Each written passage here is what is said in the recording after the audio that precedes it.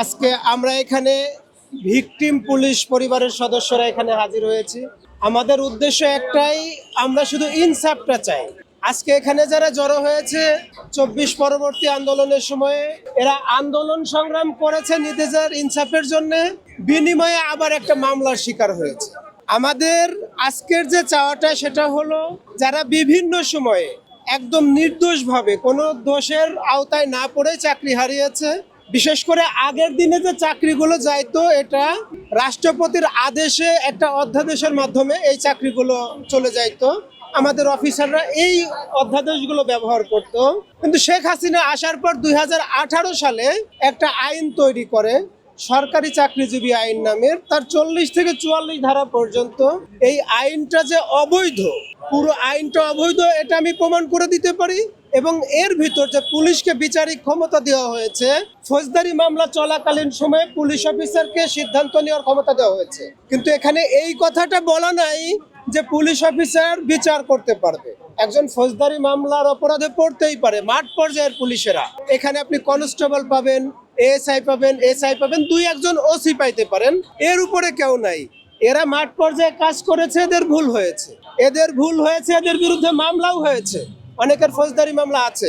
এই মামলার বিচারটা আদালত করবে, আপনি পুলিশ অফিসার বিচার করার কে? ঠিক আছে, বিচার যখন করেছে, আদালত তাকে নির্দোষ দাবি করেছে, এই মানুষগুলোকে হাইকোর্টে পাঠিয়ে দিছে। বলেন তো, সেকেন্ড ক্লাসের অফিসার, 4র্থ শ্রেণীর একজন কর্মচারীকে আপনি হাইকোর্ট দেখায় দিচ্ছেন, অথচ একজন এসপি থেকে জেলার একজন জজ, সিনিয়র একজন জজ বলতেছে যে সেই ব্যক্তিটা নির্দোষ, আর একজন এসপি, একজন ডিআইজি তাকে হাইকোর্ট দেখায় দিচ্ছে 1-2 বছরের জন্য না, 20 বছরের জন্য।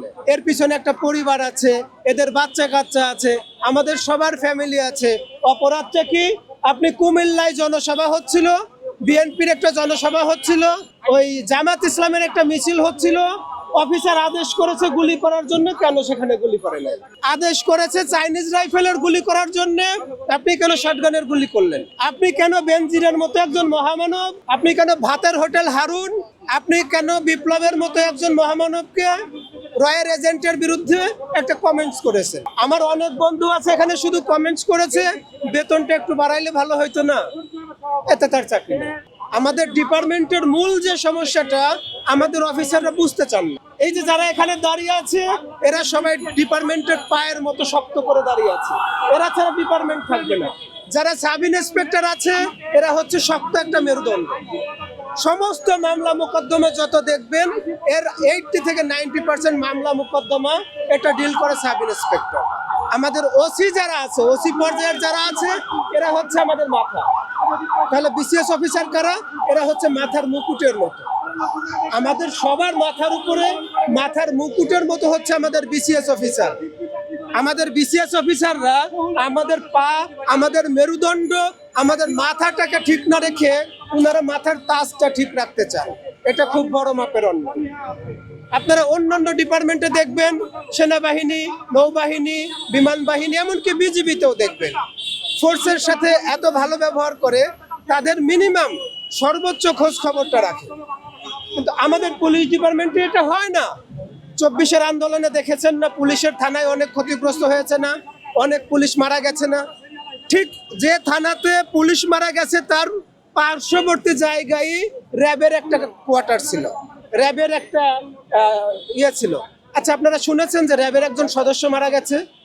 কোনোভাবে শুনেছেন র্যাব ক্ষতিগ্রস্ত হয়েছে কেন? কারণ তাদের কমান্ড কন্ট্রোল দিচ্ছিল একজন সেনাবাহিনীর অফিসার। তার মানে বোঝা গেল, সংস্কার না করেও শুধুমাত্র কমান্ড এবং কন্ট্রোলের মাধ্যমে পুলিশ বাহিনীকে এখনো নিয়ন্ত্রণ করা যায়। তার সর্বোচ্চ উদাহরণ হচ্ছে র্যাব। র্যাব তো পুলিশেরই একটা অংশ।